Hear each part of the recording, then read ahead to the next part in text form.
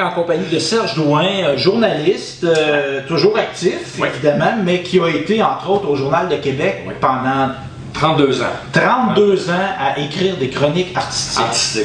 Des articles. Et là, pourquoi je voulais vous rencontrer, M. Drouin, c'était pour nous apprendre comment écrire un article. Évidemment, il y a plusieurs façons, chacun peut avoir son méthode, mais il reste quand même je dirais, des grandes lignes à respecter, des grands principes à respecter. Quand tu commences à écrire un texte, souvent il faut que tu te demandes, il y a des questions là, auxquelles il faut que tu répondes tout de suite dans les premiers paragraphes, c'est où, quand, comment, pourquoi, qui fait l'action.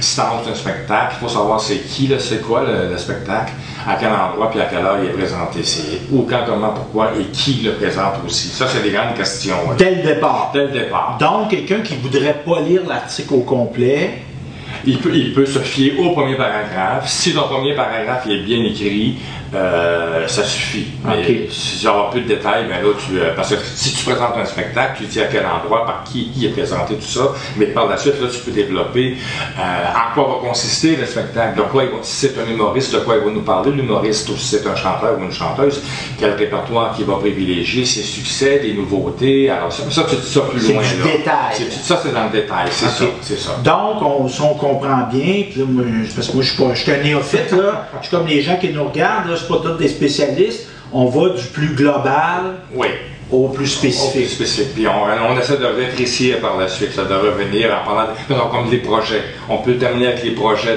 d'une vedette, de l'animateur ou du chanteur ou du comédien. Quels sont ces projets? Pour refermer la boucle un peu. Il ne faut pas laisser ça sur le large, sur le long du spectacle, mais il faut terminer ça avec ce qui s'en vient après le spectacle. C'est un peu comme un losange.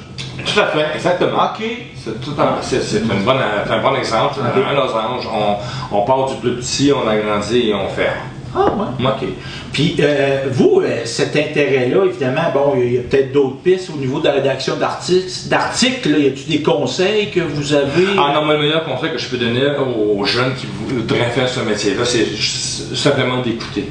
Quand tu fais une entrevue, c'est sûr qu'il faut que tu prépares des questions, tout ça, il y a une recherche à faire. Comme par exemple, si tu rencontres un chanteur ou une chanteuse qui te présente un disque, ben tu écoutes le disque pour savoir de quoi il parle, pour lire aussi les crédits, qui a écrit les chansons, qui a composé.